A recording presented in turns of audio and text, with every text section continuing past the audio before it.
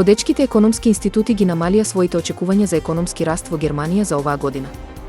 Очекуваат пад од 0,1%.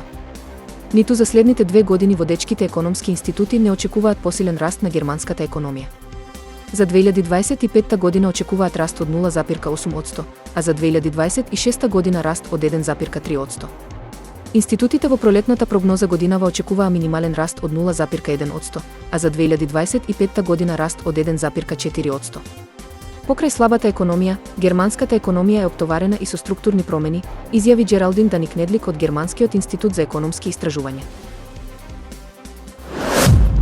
Никој не знае точно како ќе изгледа, ниту што ќе донесе евентуалното формирање државата на бекташите во Тирана, но ја поздравуваат иницијативата. Поддржувачите на редот бекташи во Албанија и Косово сметаат дека е време да се формира ваков верски центар. За бекташијата од Приштина, Фетах Бакија, ова е исто така добра вест, не само за верската заедница, туку и за албанците во целина. Светското седиште на бекташите во Тирана објави дека ја поддржува иницијативата на владата на Албанија, која ќе го признае бекташкиот ред како независна држава со моќ на самоуправување, посветена на поддршката на својата вековна традиција на умереност и духовен ангажман. Во интервју за New York Times, Баба Монди рече дека новата држава нема да има војска, граничари или судови, туку само мала разузнавачка служба, бидејќи и тие имале непријатели.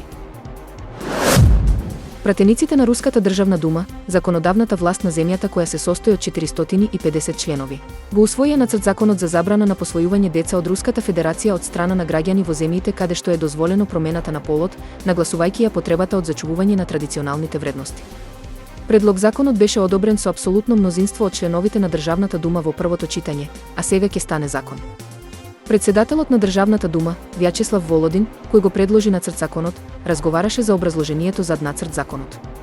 Оваа забрана за посвојување доаѓа само една година откако руските пратеници усвоија закон со кој се забрануваат операции за потврдување на полот на трансродовите лица во земјата.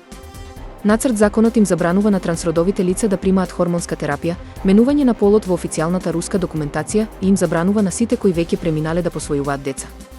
Исто така ги поништи браковите на трансродовите поединци.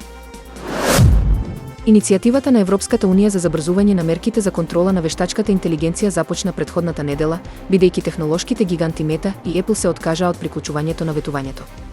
Пактот за вештачка интелигенција на ЕУ наведува необврзувачки обврски кои спречуваат некои од правилата на блокот во наредните години.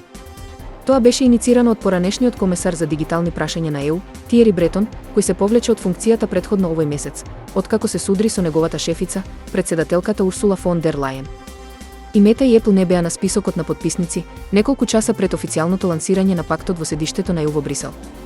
Францускиот шампион за вештачка интелигенција Мистрал исто така не беше меѓу потписниците, ниту пак платформата за споделување видео, TikTok или Anthropic, водечка американска фирма за вештачка интелигенција.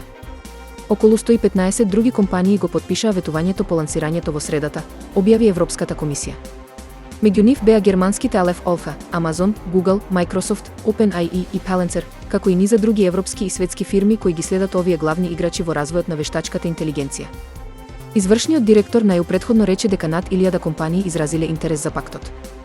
Портпаролот на Мета, Ана Купријан, истакнала дека ги поздравуваат усогласените правила на ЕУ и се фокусираат на нивната работа за усогласеност според законот за вештачка интелигенција во овој момент, но не исклучуваат дека ќе се приклучат на пактот за вештачка интелигенција во подоцнежната фаза. Оваа есен, гравитацијата на Земјата ќе фати астероид и ќе орбитира околу нашата планета околу 2 месеци, како привремена втора месечина. Овој феномен ќе се случи меѓу 29 септември и 25 ноември. Малиот астероид ќе стане мини месечина додека привремено орбитира околу Земјата. Тој нема да ја заврши целосната орбита, како што е наведено, но ќе остане во гравитацијската контрола на Земјата 2 месеци пред да го продолжи своето патување околу Сонцето. Астероидот беше откриен на 7 август оваа година од страна на системот за последно предупредување од удар на астероидот на Американската вселенска агенција НАСА. Долг е околу 10 метри, што е далеку помало од постојаната месечина на Земјата, која има пречник од 3474 километри.